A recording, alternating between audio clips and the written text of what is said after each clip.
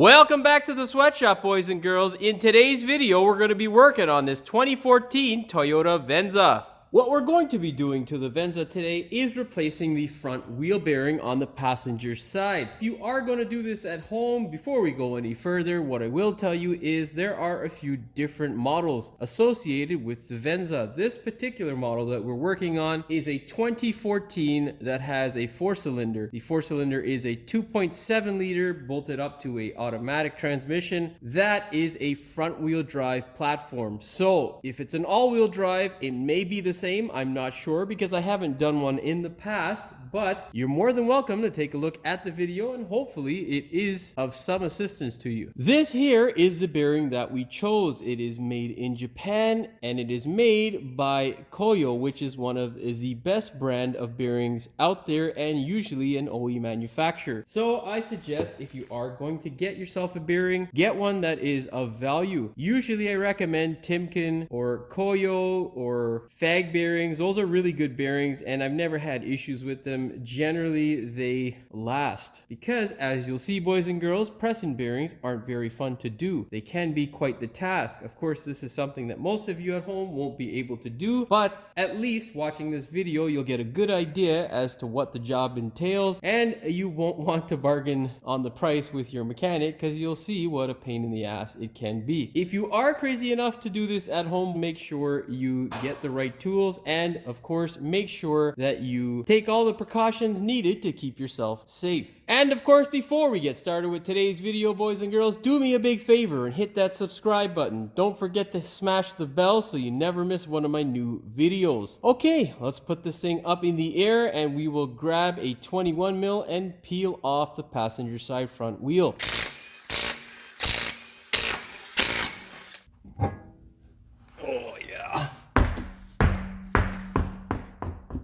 It may be a little bit hard to see here, but we have a special nut here that we need to crank off. If you've ever worked on Toyotas and some annoying German cars, they have stupid lug nuts. Well, they have a lot of stupid things, but lug nuts isn't one of them, Jimmy. You will need a 12.30 millimeter socket in order to pull off this axle nut. I don't know why Toyota likes using these sorts of nuts, but they have now for many years, and I don't think they're turning back. So you're gonna have to buy one of those stupid things if you constantly work on Toyotas.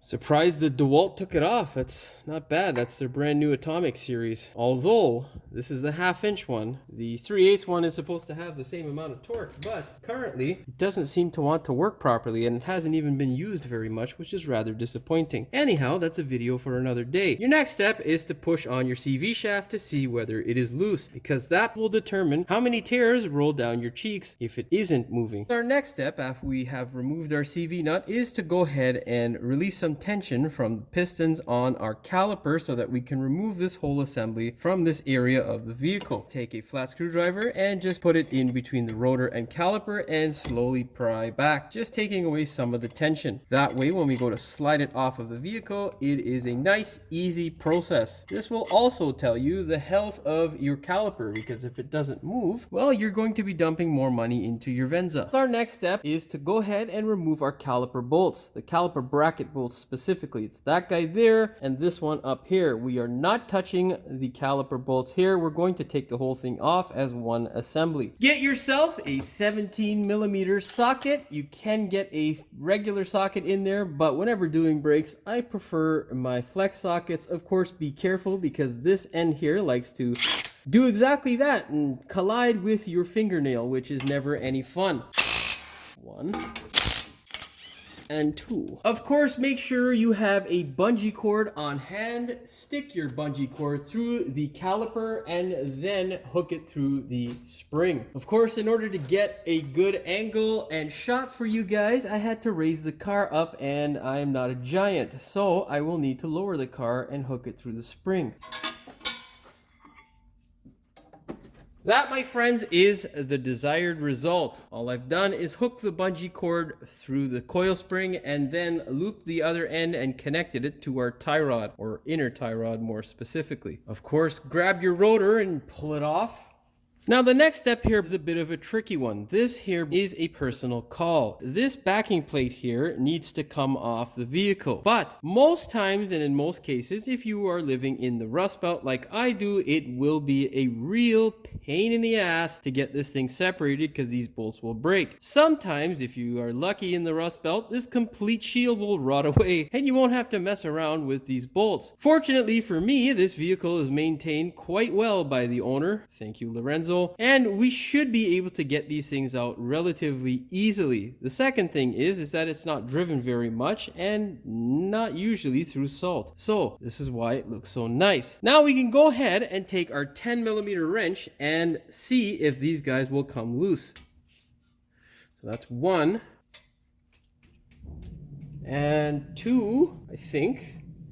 Yeah, 2 is a little bit, it's a little salty, but it is coming out. And now there is 1 on the back side here, just past our CV shaft. So what you want to do is try that one. And looks like we are good to go. So now what I'm going to do is wind those 3 out and of course, pull off our cover. We got 3 of them out, but I missed one. There is 4 on this particular shield. And the worst part of it is on camera. So now I just look like a genius.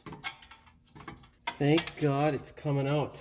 It's coming out by hand too, which is amazing. The top one was a bit salty, so we will need to tap that hole as well as anti-seize it.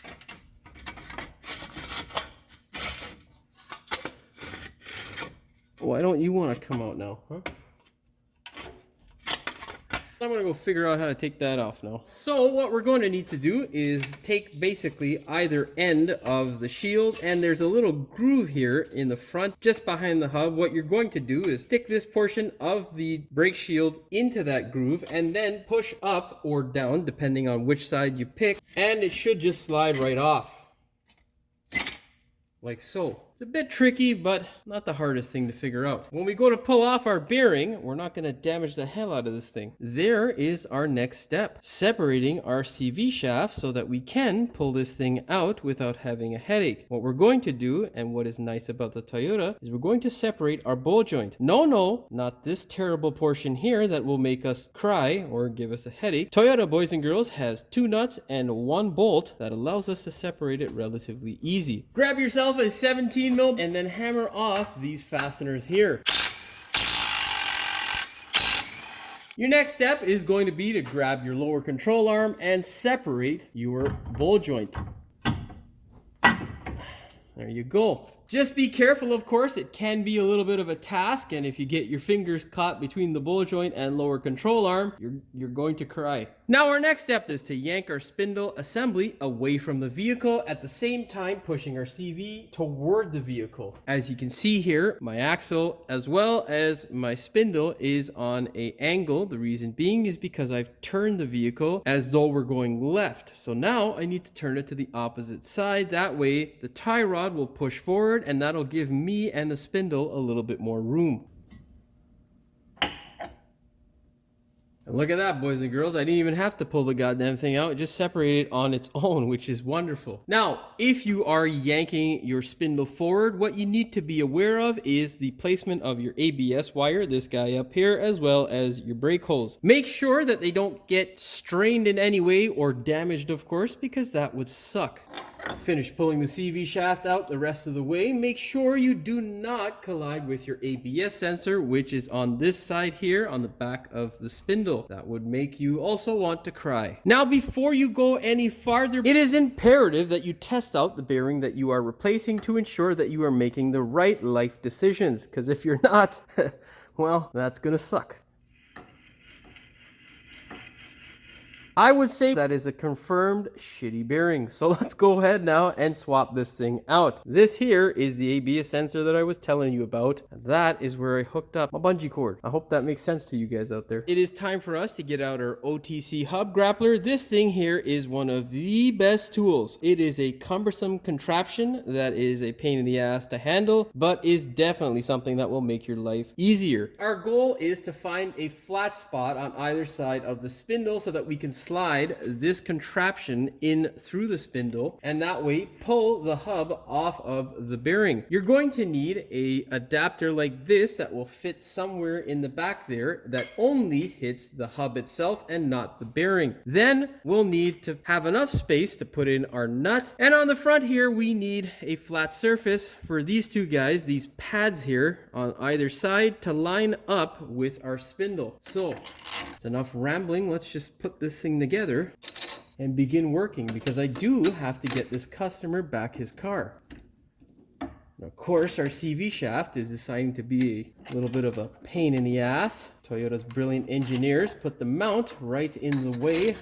Thank you, Toyota. Sometimes you guys try to act too European and do stupid things. That being said, you will need a adjustable wrench for the back there. And then on this side here, you'll need a 1-inch impact socket. Grab a bungee cord, get this stupid CV shaft out of the way. Make sure you don't poke a hole in the CV shaft boot, because that would suck. All right, we'll hook that to the tie rod too. There's a reason why they call it a tie rod, boys and girls, because you tie shit to it. That's, come on, self-explanatory. Should have been a comedian. Now, of course, the hardest thing is basically holding this whole contraption together in order to get it to line up so that you don't damage your tool or anything on the vehicle. Other than that, once you get the stupid thing together, you just got to do a bunch of visual checks to make sure that you don't have anything that's going to get damaged. You'll laugh at how ridiculously easy this thing pulls this thing apart. It's much easier than a slide hammer, because if you are a technician out there who has played with a slide hammer before, you will know how your elbows feel once you are done with a slide hammer. It sucks. Before you go and hammer this thing out, what you're going to need to do, of course, is to check, like I just said, that nothing is being affected by your bearing tool contraption. Grab your adjustable, slide it onto the big nut, and begin hammering.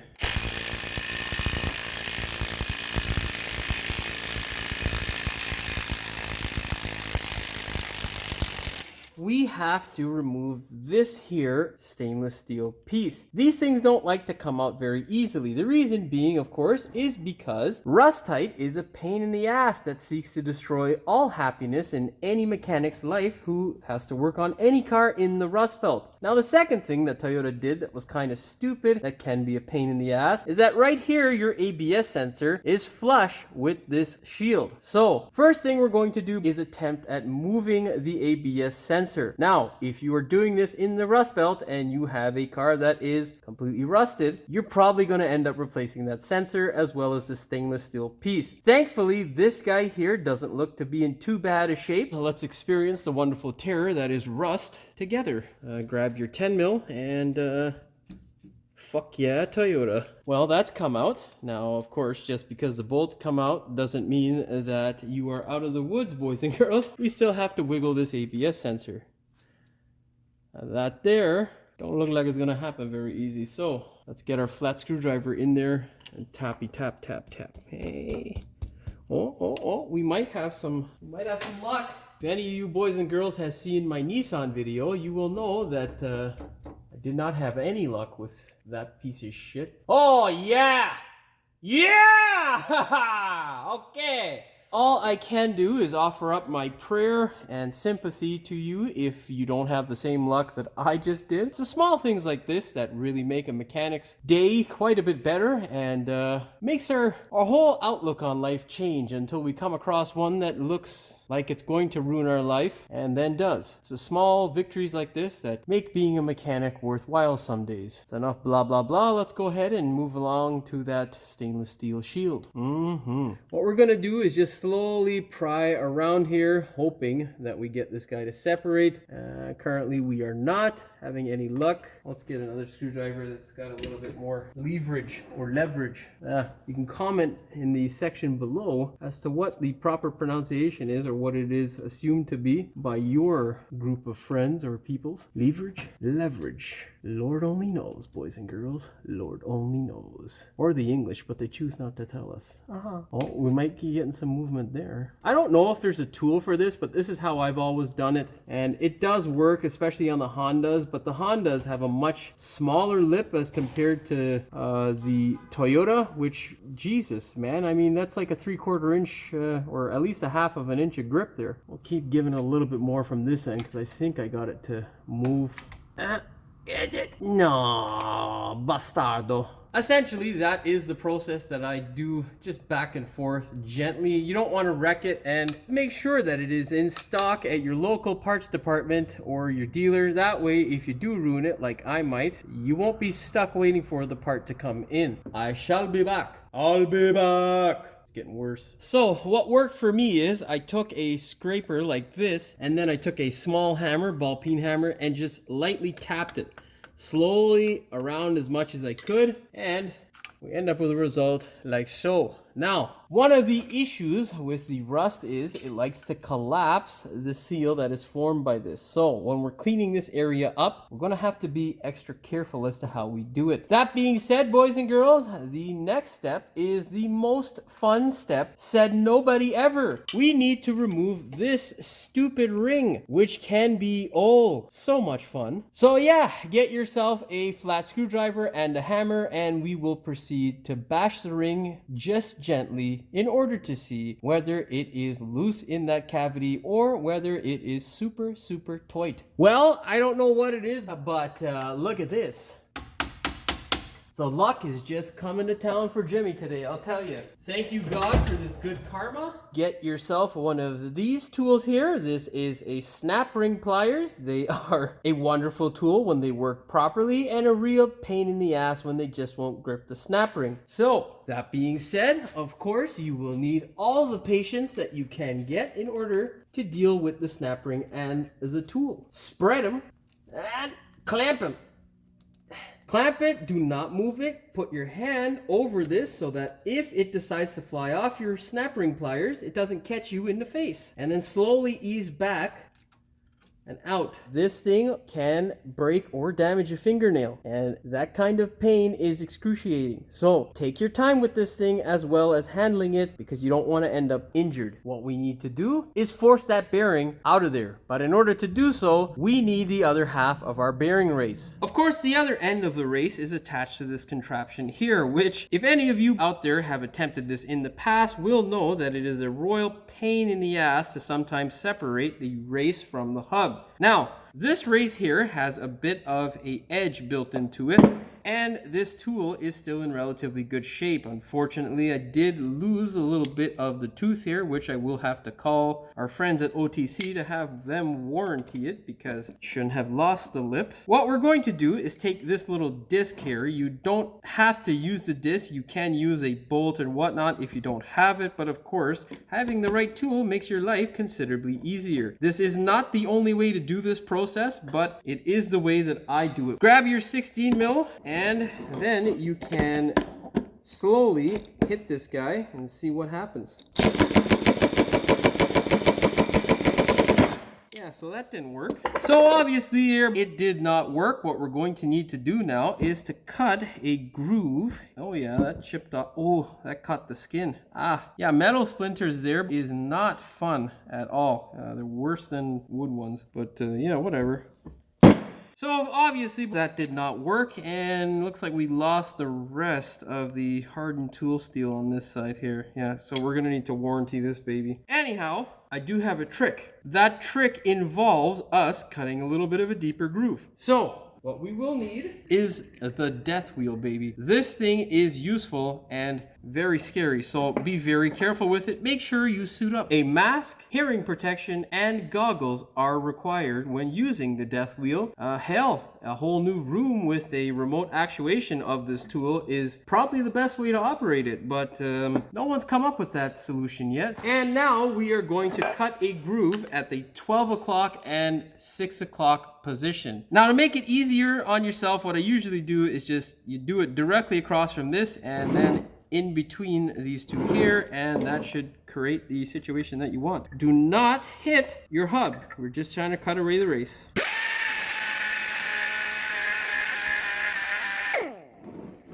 the other side. Now let's hope for the best. We'll try this contraption out again. That's going to basically allow us to sink the teeth of this guy deeper into our hub, or race, sorry. And I get our 16 mil and hammer away. See if it's separating. That did not separate. Gosh darn it. We get it to move at all. Oh, we got a little bit of movement, and then we got some slippage. Okay, so let's cut some more into this groove here. Now, because this is an angle here at a 45, what I did was try to widen the channel by sticking the grinder in at a 45-degree angle so we can get some more space. Let's try this again. If this doesn't work, we're gonna resort to heat because I wanna burn the shit out of this thing. Let's hit it again.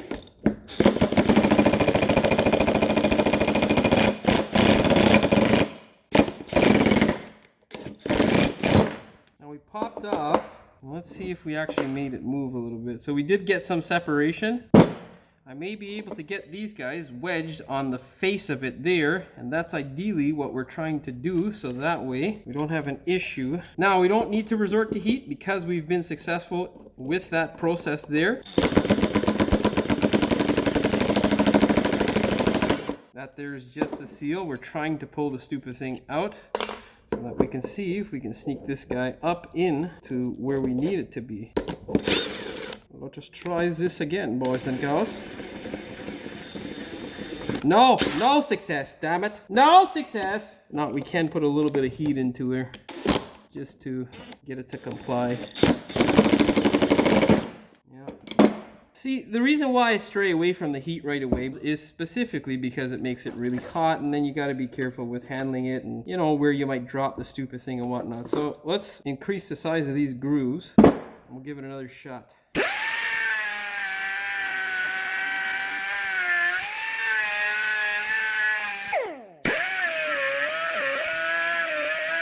Let's give it another shot. We got a little bit of separation, but not enough to really count. And she keeps coming off there. We're not getting much bite because this guy's damaged, right? So I'm going to keep grinding away until I get it to the point where I can pull this off, because now I'm just burning through gigabytes and I don't have much of those left. Here we go. This is attempt number 300, it seems like. And hit it. Okay, well, we were making progress. That piece there ended up, well, Lord only knows, but we got it cracked completely off, so that doesn't help. Okay, now we got a little bit more separation. Okay, looks like we should be able to fit this underneath and then yank up. Okay, there we go. Now you can see my jaws are fully under, and now we can just fire this pile of shit right off.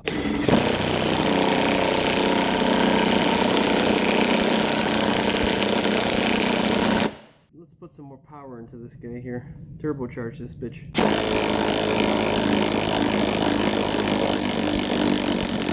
There we go.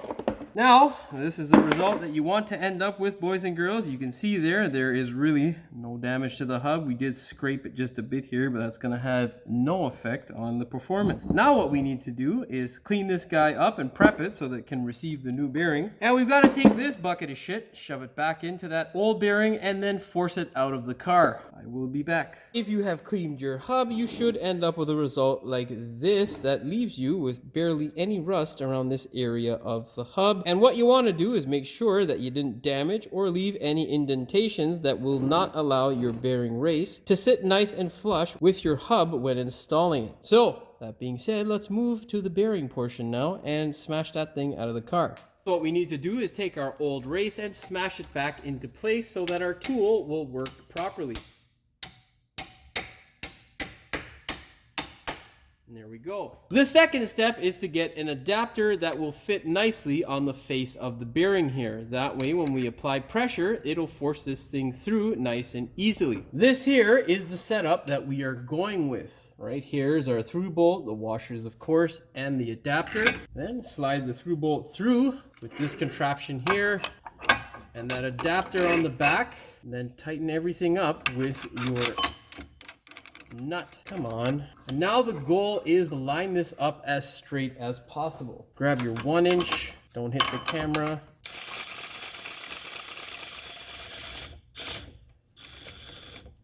Now, it is very important that you try your absolute best to get this thing on square. We should be good there. Let's get our adjustable. And we can begin hammering. Let's hit it.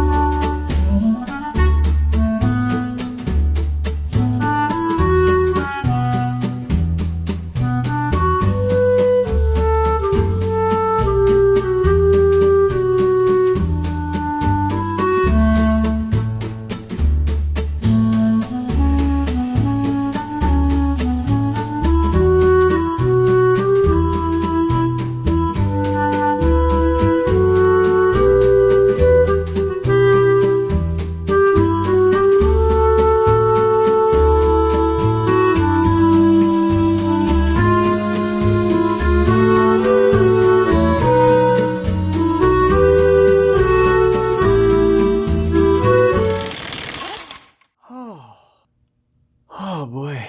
Yeah, hearing protection is definitely strongly recommended. There you go, boys and girls. The bearing is now out of the spindle. With our bearing out of its cavity, what we need to do is, of course, clean up the cavity to receive the new bearing. And what do I mean by that? As you can see here, it is obviously clean. This is perfect. We don't need to touch that. But the rust particles that are here on the face of the spindle can work its way into the bearing when you are smashing it the same way we did to remove it. Of course, we're going to be doing the same thing to install it. So you want to make sure that you minimize that risk by getting rid of the rust on the surface here. We also need to clean up the back portion here. But with regards to the back portion here, there is a small bit of lip here that we cannot touch. In fact, it is beneficial for us to leave the rust alone in this area here, so that stupid little shield that we were trying to get off has a place to actually bind to, because over time this rust will compress that seal that is formed with that stainless part. So you don't want to disrupt that. What we will need to do is take our wire wheel and just clear out some of the rust that's in here, but we will not grind away any material from this section. So what you want to do is sneak your wire wheel in like so, and then just go to town a bit. Make sure, obviously, if your ABS sensor did not come out of its hole, that you don't collide with it and damage it. That would be a bad idea. Of course, ear, eye, nose protection, very, very important. Now, it's kind of at an awkward angle here for me, so I'm gonna try my best to show you exactly the desired effect that we want, but I may need to readjust.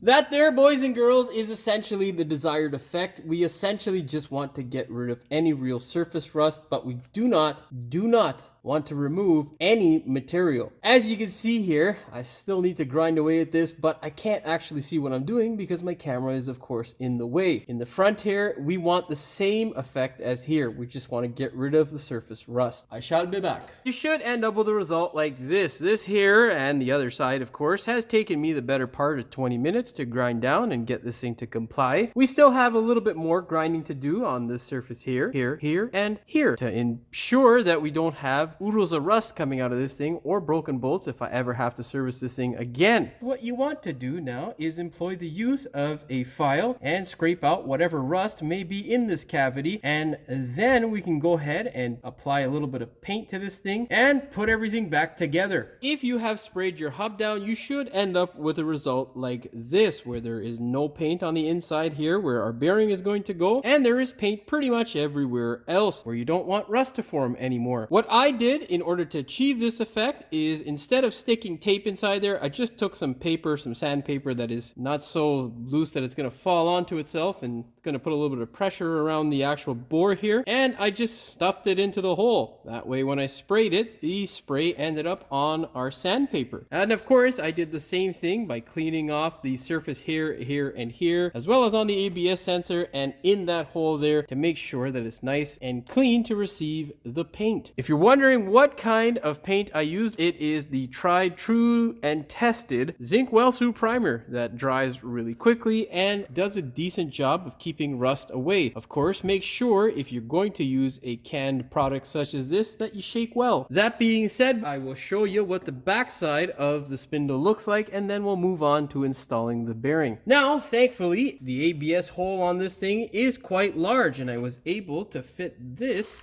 5/8 bit on a drill, and I was able to grind out majority of the rust that was in there. And then of course, because it is so large, I was able to spray that whole cavity there with some well-through primer, which will keep it from rusting. What we need to do, of course, is to make sure that we don't have any paint in places where we don't want it. As you can see there, we have a little bit on the hub, which I'm not really concerned about. If you have an excessive amount in the area here where the bore for the wheel bearing is covered in paint, what you're going to need to do is scrape it out. The next thing we're going to have to do, of course, is prep our snap ring to go back into place, and that little ABS ring. But before we get to all that fun stuff, we're going to shove this bearing into place. Now, with this particular bearing, there really is no inside or outside. It is up to you. Personally, the writing is on this side of the bearing or facing towards the outside of the car, and that's the way I'm going to put it in. Of course, line the thing up and just shove it into place. If it doesn't want to stay in place for whatever reason, do not leave it on its own. You do not want this thing to land on the floor at any point in installing it, because it will destroy your bearing. And especially if you get any dirt into the thing, that would be a very bad day. Essentially, what we are going to do is reverse the process. We are putting the bucket on the outside with the adapter, and then we're going to put this guy, this small adapter, inside here and simply line everything up. Now, whenever installing a bearing,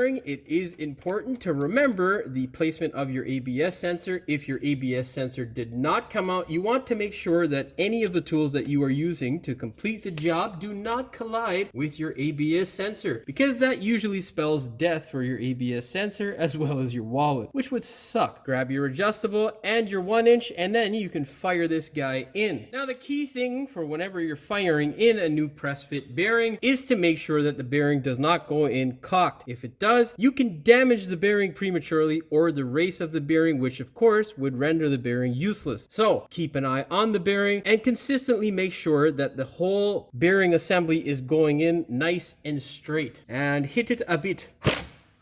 Looks like we're going a little cocked. So what's happening right now is that it is slightly cocked, and I don't want it to go in like that just because it is going to put too much pressure on the bearing. So what I'm going to do is remove this here and try to clamp it just a little bit on this side so I can get it to pop into a place where I like it, essentially. It looks square on camera, but it is slightly off. So you will run into little issues like this here and there. It happens from time to time.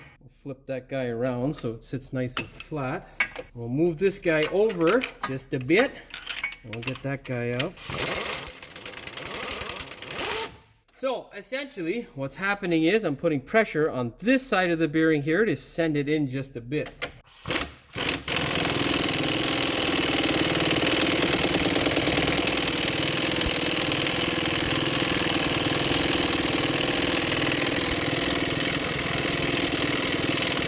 And there you could see it line up right there. And now it's going to go in nice and square. Line it back up.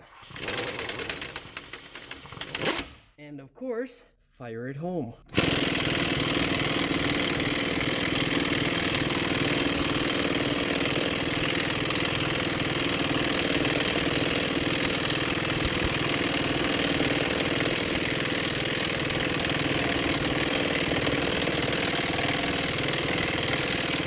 Don't forget this!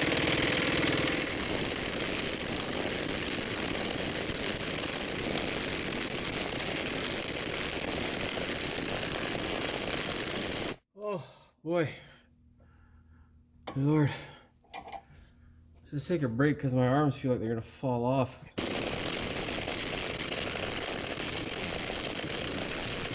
Okay, this thing looks like it's getting to the point where it might end up chasing a little bit of thread onto my shaft here. So what I want to do is back it out. I'm going to put in another adapter just to ensure that I don't damage my tool.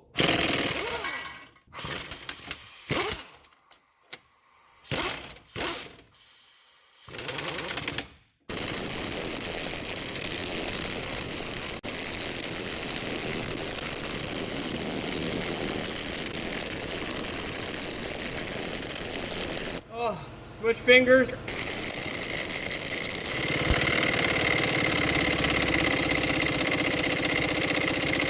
Now, unfortunately, boys and girls, while we were clamping the bearing into position, what happened was my compressor kicked in, and you didn't hear properly, I don't think, the change in the tone of the gun. So essentially, when your gun gets to that point where like it won't tighten anymore, you are at the end point for your bearing being in the spindle, and you're good to go.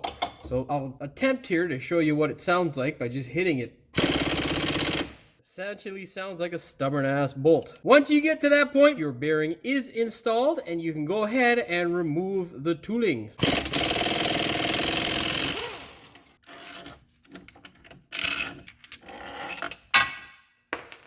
Oh yeah, forgot about that sound of it. We can now go ahead and prep our stupid ring and get that into position. With the snap ring, it is exactly the same process as the hub or spindle. What you want to do is just clear off any dirt or residue and then give it a nice healthy dose of some paint or some zinc weld-through primer. That way it doesn't rust to hell. You should, of course, end up with a result like this. Hopefully, you employ the use of a glove so that your hand doesn't look like this. It is very important to be careful when putting your snap ring back into place. Of course, take your time. You don't want to end up with a busted finger. That would really suck. Second thing you need to do is make sure that this stupid thing is clean and rust free, and then we can shove this thing back into the hole. When installing this, it is ideal that you have a race or seal driver so that you can shove this thing back in there nice and square. You don't want to just bump it all around because it's quite a thin and flimsy part, and if you don't get it back in nicely, well, you might end up being screwed over in terms of needing to get the part and all that fun stuff. If the material is considerably rotted away and it doesn't fit into place, you may be able to use a little bit of Loctite or a little bit of silicone just to keep this in place. Now, if there is no friction, boys and girls, unfortunately, you're gonna have to make the hard decision as to whether you want to replace your spindle or get rid of this part altogether, which would suck. So I don't advise that because, of course, it has the purpose of, well, mainly keeping dust and crap out and also probably helping with the signal your ABS sensor picks up. Now, the second most important thing, of course, is to make sure that you line up that little hole there with the hole for your ABS sensor. If it is not lined up properly, you can take it back out. But of course, the more you take this thing in and out, the less friction you're gonna have, which would suck. Get your seal driver in there, line it up as best you can, and then just give it a little bit of a tap so that it stays in place. Now use your seal driver, drive it into place.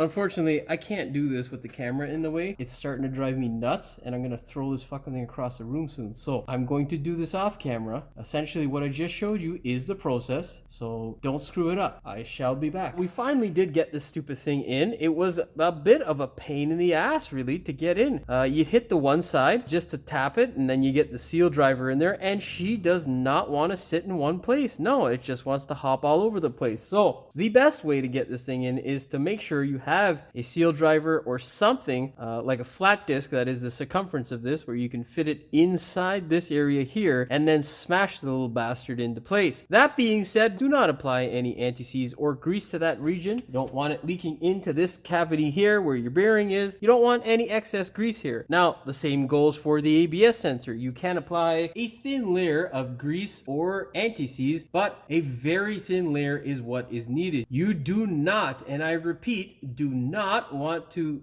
douse on all sorts of grease and then have it leak into your bearing, because that will destroy your bearing prematurely. We can now apply some anti-seize to the bolts that hold in our ABS sensor as well as the brake disc shield, and we can put them back onto the car. With regards to our ABS sensor, as you can see, I did grind down the mating surface here, and I did apply my zinc well-through primer and a thin layer of anti-seize. Clean off any metal residue that is on our sensor. So what we want to do is just get off any rust residue or metal. Now, of course, make sure none of this ends up in your bearing on this side here, because you will wreck it. So continue to clear away until you are satisfied that it is nice and clean. When putting this thing in, make sure it doesn't bind up and make sure that it is going in freely and doesn't collide with that stupid silver ring that we just put in here. That was a real pain in the arse.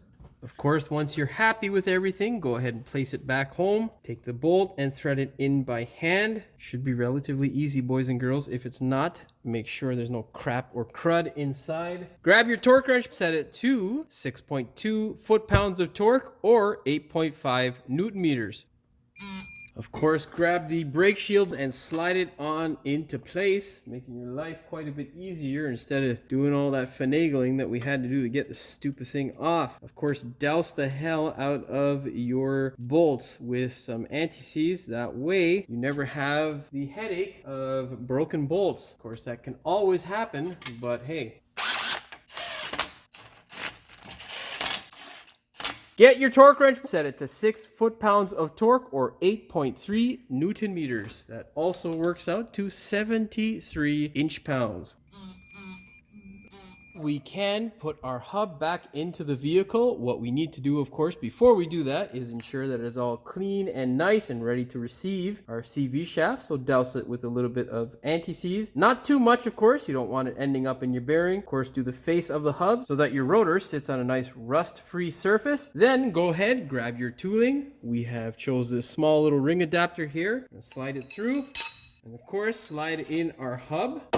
Then what you want to do is select the appropriate adapter for your application. You want this thing to ride only on the race of the bearing. Do not put this side inward because you don't want it to butt up against your hub. By accident, of course, that's not going to allow it to seat all the way.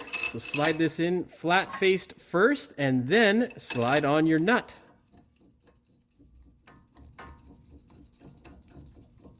Of course, I've just about had enough of that, so I'm going to get my gun. Line everything up.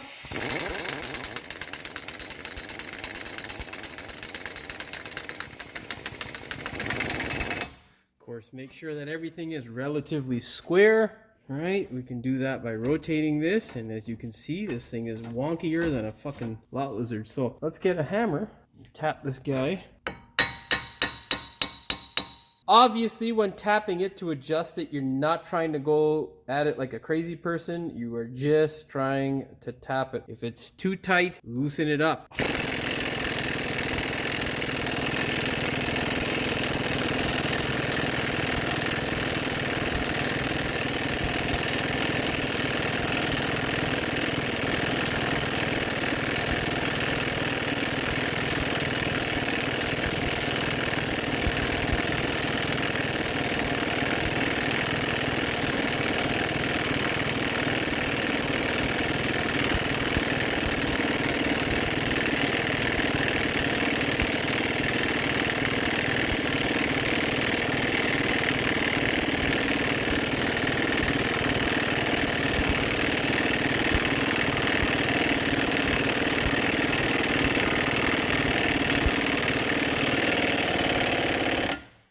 Go, boys and girls. If you heard that change in tone, That there is an indication that you are now bottomed out and the hub has mated properly with our new bearing. One last thing to do is to test the thing. Of course, remove your tooling so that you can do so. Give this thing a spin. As you can hear, you don't hear anything, which means it is good to go. Go ahead and unhook our CV shaft. Be careful with the bungee cord. They like to sometimes break. Just make sure it falls into place nicely. Wipe off the excess grease there. Don't need it in that region.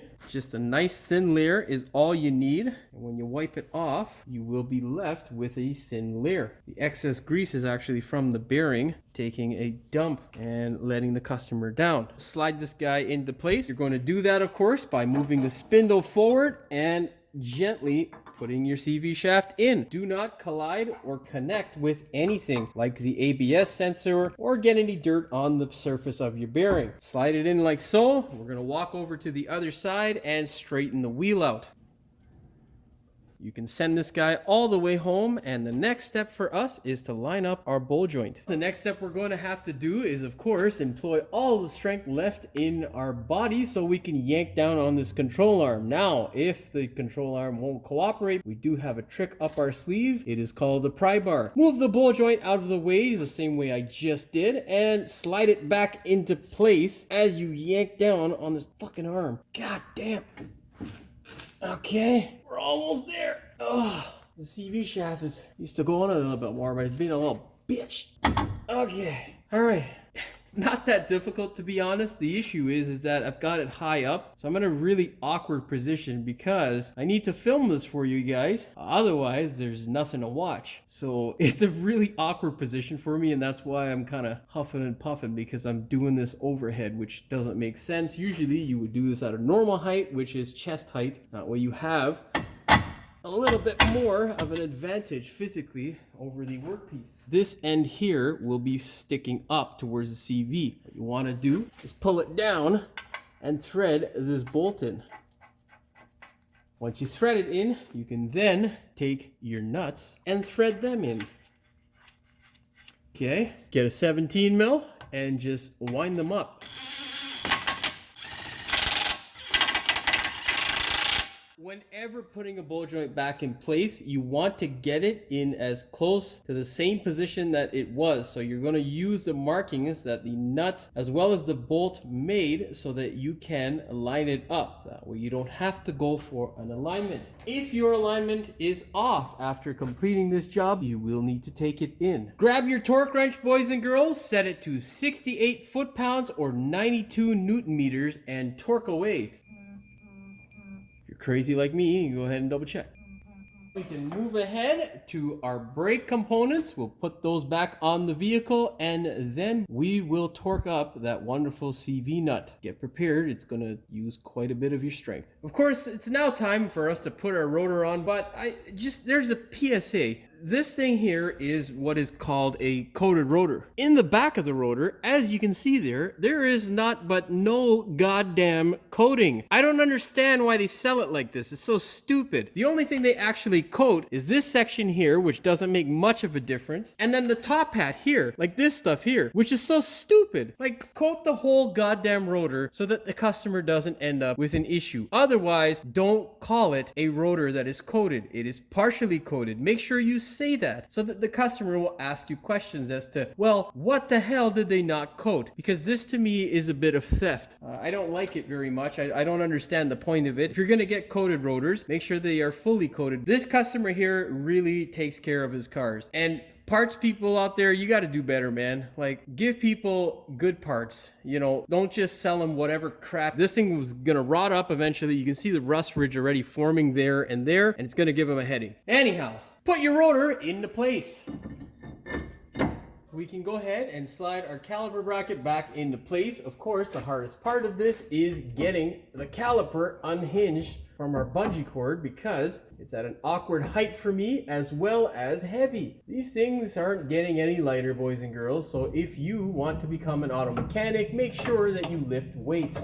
Now, support your caliper, line your rotor back up, of course, and then just slide this bad boy into the place. Grab your bolts that are nice and anti-seized. Thread your bolts in by hand. It is a bit of a cumbersome task to get the rotor assembly as well as the caliper back together, but it's much easier and less work to do it this way instead of taking everything apart, because then you just have more parts to play with. It is also very important whenever messing around with brakes that you put these guys back in properly. They shouldn't have any strain. They should be on there nice and free. Get your 17 mil and you can run these guys up. Set your torque wrench to 77 foot-pounds or 104 Newton meters. What you're going to do is, of course, take your overly complicated CV nut for absolutely no goddamn reason, Toyota. Thread that thing on by hand, and then you can run it up with your gun. It is imperative that you torque these nuts properly, because if you don't, the longevity of the bearing you just put in will be cut drastically. So if you under torque it, it can come apart, and if you over torque it, it will seize up and then come apart, which would suck. So make sure you torque it properly. That being said, grab your torque wrench, grab a flat screwdriver that will fit between the vanes of your rotor, and a lot of strength. You may even need to take a little bit of a break in order to gather enough strength so that you don't pass out when trying to torque this thing. Your screwdriver, place it in the top half of the rotor here so that it will jam up against the caliper. Set your torque wrench to a wonderfully high number of 217 foot-pounds, 294 Newton meters. Oh, yeah. We are at that point where we can stake our CV nut and send this thing home to the customer. Well, of course, we'll have to put the wheel on first. Get a big ass punch, a hammer, and there we go. If you have watched my videos in the past, you know what time it is. It is time to put some white lithium grease on this hub so that it doesn't turn into a pile of rust. Of course, before we apply the lithium grease, we need to shake it well. Yep, right is definitely the way to go. So we can now put our wheel on. God damn it. You know, these fucking things are getting ridiculously heavy, man. Honestly. So, lift it up, push it onto the hub properly, line it up as best you can, and then of course, thread it in. Once you get the one, the rest of them are gonna be lined up, so you'll be okay to thread them in. Just make sure that when you are hitting it or running it up with the gun, that the wheel is sitting on the lug and the centering portion of the hub, because of course this is a stock wheel, which means it is hub centric. If you're confused about that, I do have a video explaining the difference between lug centric and hub centric. With your bolts threaded in, boys and girls, what you want to do is force the wheel into the hub, grab your gun, and run it up. That is how it is done. Set it to 76 foot-pounds or 103 Newton meters. The only thing left to do now is to take this thing for a test drive. Make sure you have remedied the issue that you had with your vehicle. Of course, before you take it for a test drive, make sure you pump the brakes to ensure that they are engaging, because of course, if they are not, that could be a very bad day. That being said, boys and girls, you know the drill. Please like, share, and subscribe. Don't forget to hit the notification bell so you never miss one of my new videos. And as always, thank you for watching. We will see you in the next one. Welcome back to the... Fucking... God damn it. Welcome back to the... Started with today's video. Do me a big favor. Today. The fuck is wrong with me? Especially when it is higher up, especially... Fucking compressor. As you can see here, there is a funny looking nut over on our CV shaft. What we need to do is get a 12 mil... No, 12 point, Jimmy. Jesus Christ. Looks like it's gonna be one of them days. Toyota is, I believe, the only Japanese manufacturer that has a ridiculous nut like this. You will, for fuck's sakes, Jimmy, just get on with it. What you're going to do is get a flat screwdriver. What the fuck is that? Oh, god damn it. Get yourself a 14, oops. And of course is your typical rust belt. Rust belt? Oh my god. Blah, blah, blah, blah, blah, blah, blah. Blah, blah, blah, blah, blah. What the fuck am I saying? Fuck, I don't know. Oh, it's not in frame. God damn it. I can't get it in frame either. Come on, damn it. Get that guy together there. He's all happy. Get this fucking her out of the way. Why? Why are you being a bitch right now, Mr. CV Shaft? Huh? How? Grab a bungee cord. Oh boy. That ain't stretchy enough, boy. God damn.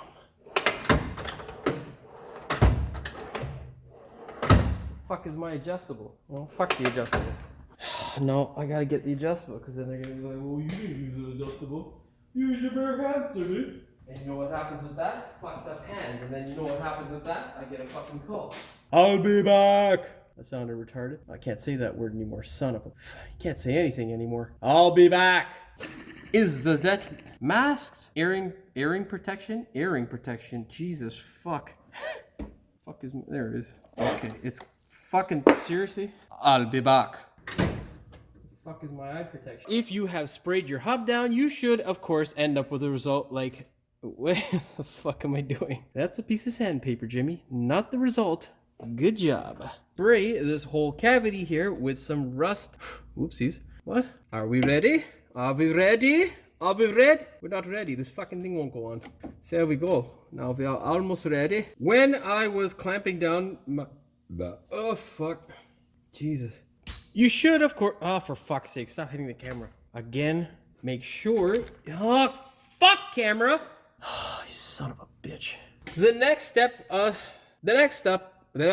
fuck. Getting late, boys and girls. It's getting real late. The next step here, fuck. You can also set the stupid thing to 75 inch-pounds. It's so annoying. Inch-pounds and stupid pounds and blah, blah, blah. Just give me one fucking number. Get your torque wrench, baby. This is so stupid. I don't, whatever.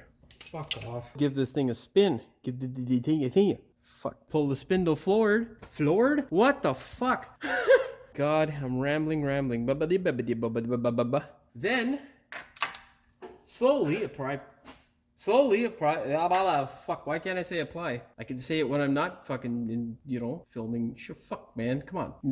You need the weight of a small planet to shift these wheels sometimes. Now we can grab our torque wrench and set it to, I don't remember what it is, so I'll find out and let you know.